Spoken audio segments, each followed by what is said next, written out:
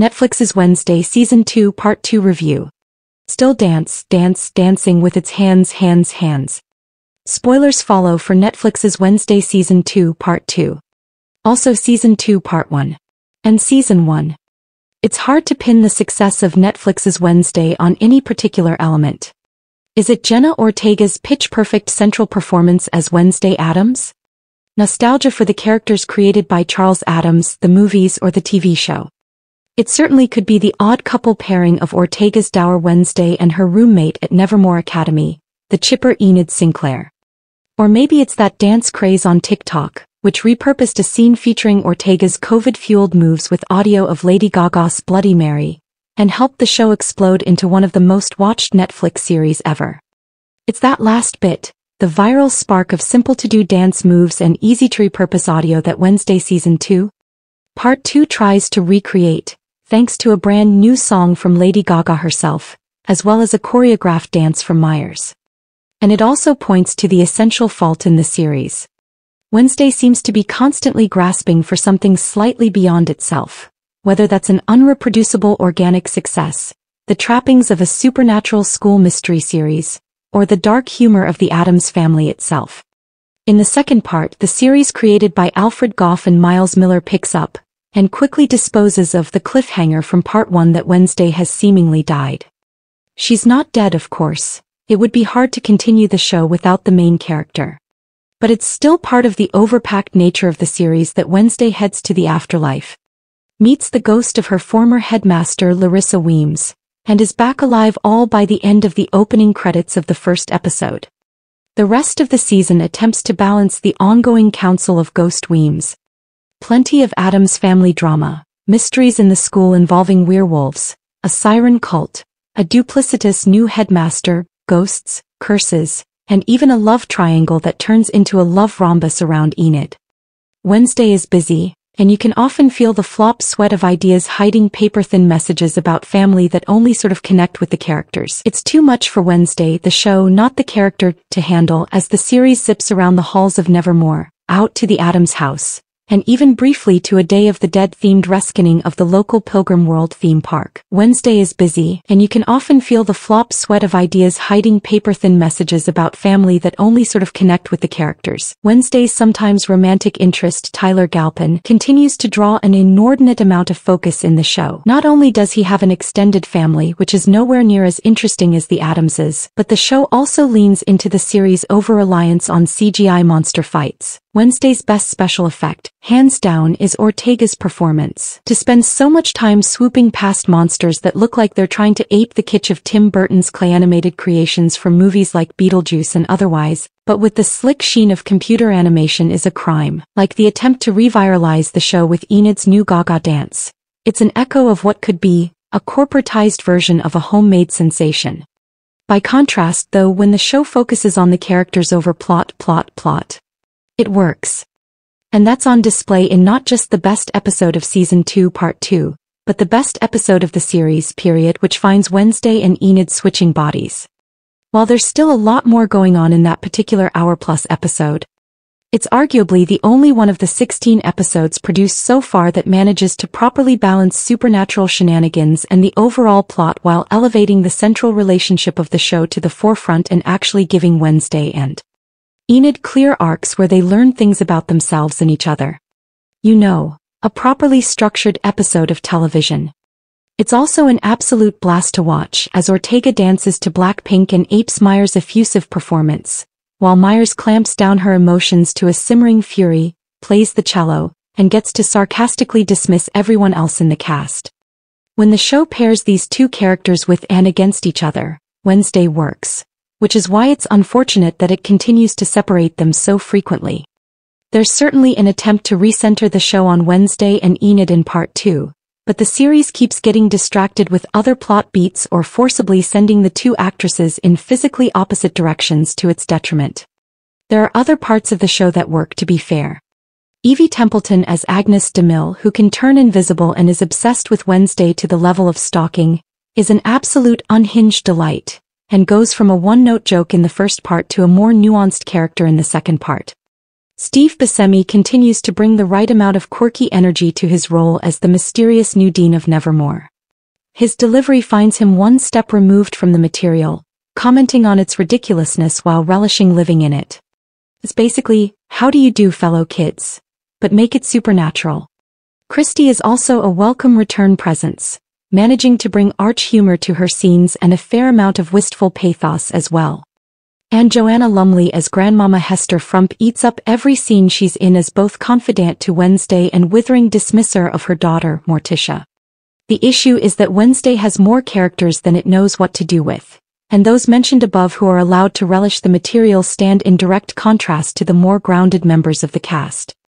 An ongoing plot about a siren cult focusing on Nevermore student Bianca Barkley is so to the side of the action that when it comes to the forefront, one of the characters expresses surprise that a whole other thing was going on, and it's quickly wrapped up.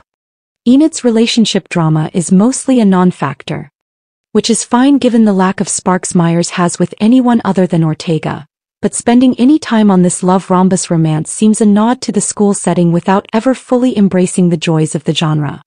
Similarly, Tyler's family drama takes up too much real estate and is far too grounded to not leave the viewer wanting to see the more fun elements of the show, like the mostly off-screen Fester Addams, who is reportedly getting his own spin-off. In fact, there are so many characters being juggled that some of them barely get a scene or two, and several have their plotlines shoved off for the already greenlit third season of the series. What's more frustrating about this is that unfleshed-out characters get to stick around long-term, while the show kills off guest stars with regularity. Perhaps this is down to contracts, and given Christy returned as a ghost, there's always room for more. But the issue here is that Wednesday doesn't seem to have a clear idea of what's working and what's not. Killing characters who are fun to watch is taking chances so that nobody feels safe for sure. Other than Wednesday, there's no plot armor on this show. But it's also a bummer because the eliminated characters were, get this, fun to watch. This lack of focus also applies to the general premise of the show, which seems singularly uninterested in the Nevermore Academy setting. There's not a single scene in Season 2, Part 2 where the characters attend a class of any kind, so when the school year ends it's jarring. How much time did the season take place over, because it felt like maybe a week. Instead there are off-site trips, galas, jaunts to the haunted hacienda in Pilgrim World, and plenty of time spent underground with Tyler. You've got an entire school filled with supernatural characters with powers. Why not utilize that? It's surprising that Wednesday is as unfocused as it is, given that Goff and Miller helped popularize the Freak of the Week format on their breakout show, Smallville. That sort of mix of supernatural problems reflecting the emotional journey of the character on an episodic basis should be the bread and butter of the series, as seen in the body swap episode. And given there's likely to be a long gap between Seasons 2 and 3, there's plenty of time to take a look at what worked in Season 2 and what didn't. Focus on the characters, keep exploring the central relationship of Wednesday and Enid, and jettison the detritus. But more likely Wednesday will keep dancing with its hands above its head trying to recapture the unrepeatable success of Season 1's TikTok craze. Woe is them. Verdict. Despite a standout episode that proves to be the best of the so far two-season run, Wednesday Season 2, Part 2 is still trying to balance too many elements, lacking the focus of the best supernatural school-based shows. Jenna Ortega and Emma Myers are delivering standout performances, and other elements of the show work, like Evie Templeton's mini Wednesday Agnes. But a busy second part to Season 2 can't fix the hiccups of Part 1. Wednesday Season 2 finale reveals Tyler and Miss Capri's fates. What happened to Tyler Galpin and Isadora Miss Capri in Wednesday Season 2? The second season has finally dropped its last episode, filled with twists and turns. As such, fans grew curious about the fate of Tyler and Capri in the series. Here is everything you need to know about the fate of these two characters in the supernatural comedy series. Why did Wednesday save Tyler in Season 2 finale? Wednesday likely saved Tyler in the Season 2 finale due to their past together. In the Season 2 finale, Tyler is trapped in Isaac's machine, which gives Wednesday a chance to finish him once and for all. However, she ends up freeing him, leaving viewers confused as no one expected her to empathize with Tyler. Nonetheless, there is a reason she saved him, as they once shared a bond of romance. While Wednesday might have hated him after his lies were exposed, there is a chance she still has a soft spot for him that prevented her from killing him. Executive producer Alfred Goff told Tudum, "It gives the distraction she needs to take out the whole machine and save her brother. I think she also sees something in Tyler. Even though she says he's irredeemable, what does she really think? As we get into season 3, we'll question why she did that." Where are Tyler and Miss Capri going at the end of Wednesday? Tyler and Miss Capri are planning his survival at the end of Wednesday. At the end, Tyler is seen standing near his mother Francoise's grave. He now has little time left after the deaths of Francoise and Thornhill, as male hides cannot survive long without masters. Capri approaches him with an offer of a secret community without mothers and masters. However, Tyler grows suspicious and asks her, "What's in it for you?" To this, Capri reveals that her father was a hide. It is unclear why Capri wishes to save Tyler or whether she has a hidden motive behind this deed. Another executive producer, Miles Miller, opened up on Capri's intentions. Does Capri have ulterior motives or is she altruistic? Why is she making this offer to Tyler? You don't quite know who she is or where her allegiance lies. Wednesday Season 2 is streaming on Netflix. Here's when Lady Gaga finally shows up on Wednesday, Season 2. Spoiler alert. The following contains details from Netflix's Wednesday, Season 2, Episode 6. Are you ready to go gaga for Wednesday? The second part of Season 2 of Netflix's smash Addams Family hit is now streaming, and it has 100% more Lady Gaga on board than in the first part of the season that arrived in August.